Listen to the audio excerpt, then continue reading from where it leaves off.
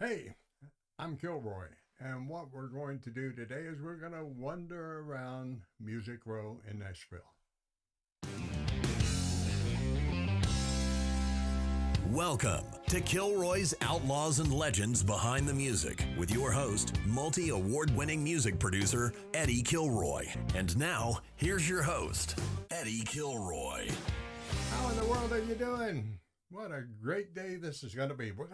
We're going to travel around up and down 16th Avenue or Music Row, and they've got another name for it, but you know what I'm talking about in Nashville, where I spent 4 decades.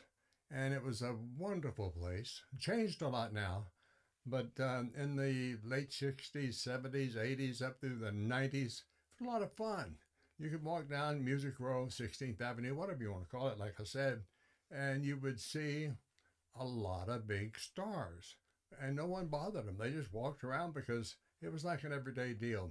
You'd walk down there and you see Johnny Cash walking down the street and, hey, John, how you doing? Hey, Kilroy.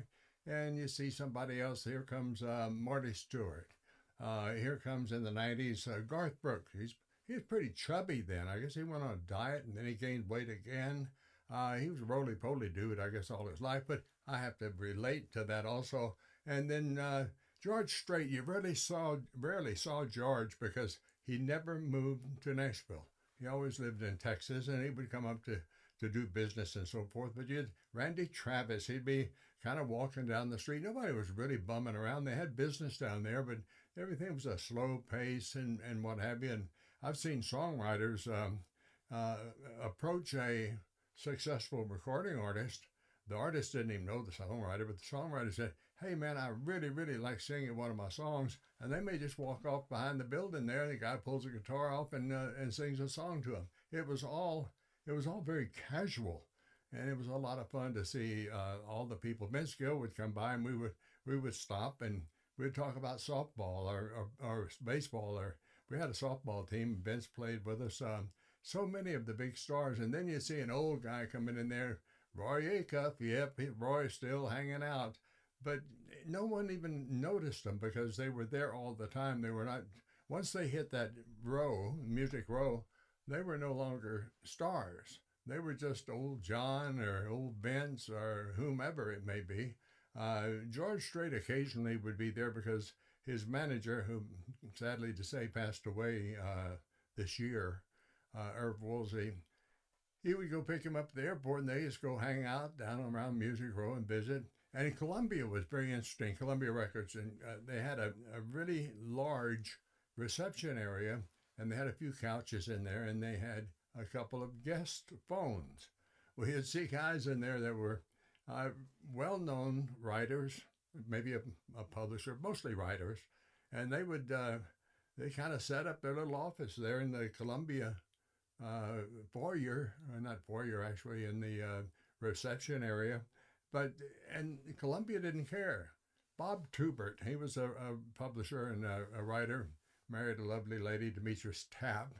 And Bob would always be there sitting on a couch making his calls. He was a songwriter, and this was kind of his office. He kind of hang out there in the reception area of Columbia, and nobody cared. I mean, Sports Columbia went, sure, come on in, hang out, use the phone, take care of your business, and if you don't have an office, feel free to use this place here. It was a fun place to be, full of people that were fun, and the companies were fun too. You've got MCA on one side, which is now Universal, and then you'd have Columbia across the street. Next door to that would be Capitol, and then you would go down to a little black building called the 812 building, and I was recalling how many people officed there.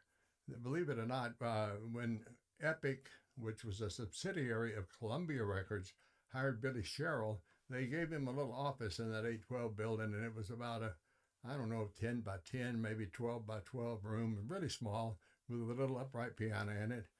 And that's where Tammy Wynette was actually found and signed in that little room with Billy Sherrill. And there was a lot of people there. Across the aisle was Audrey Winters had a place there.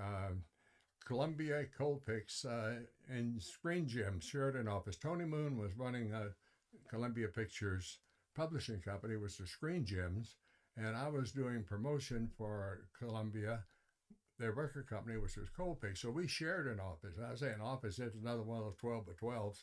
But Tony was a great guy. He had played with Brenda Lee when she was a star, and he was on the road and he played with her.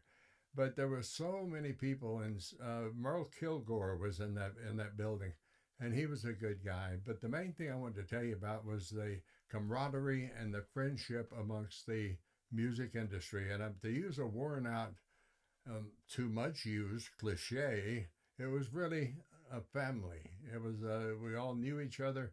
We knew everybody's children, their wives. We would talk about how are things at the house, how's everything going with you, how the kids. It was just a bunch of people that made music, enjoyed every minute of it, and they were not stars. They were stars to the public, but in their mind, they were the same guy that left the little country town and went to Nashville and became successful.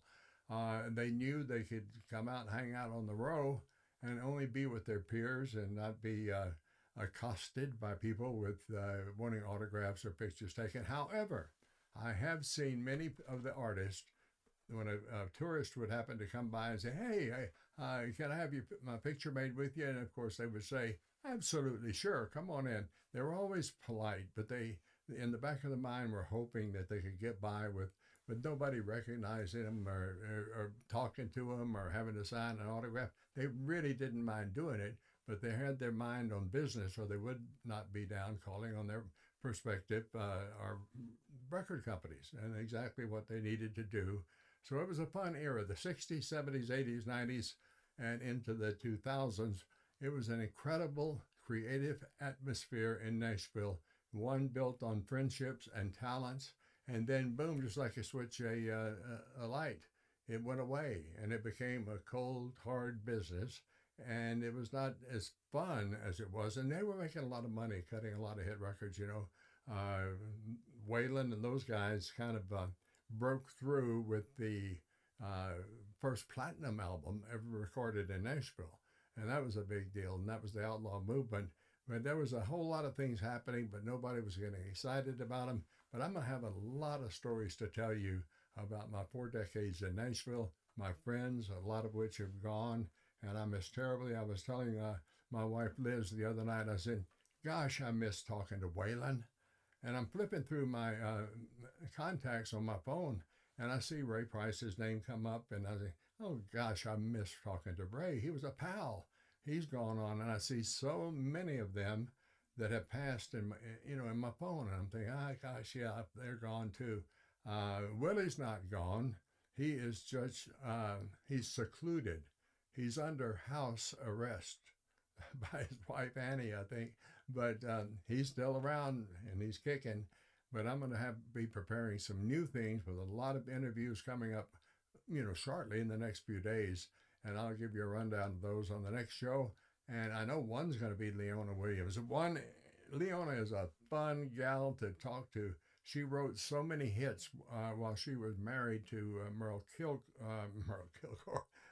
Haggard. And she wrote several of his hits, and she's written a lot of songs, and she had hits on her own. So I definitely know we're going to be talking to Leona, and we'll be talking to Mo Bandy, Gene Watson, and just a whole lot of people that'll be forthcoming on the podcast. I want to thank our sponsor. You know who I'm talking about, Total Feeds. Gosh, that's a good company. Dr. Harry Anderson has put together some incredible formulas for all species.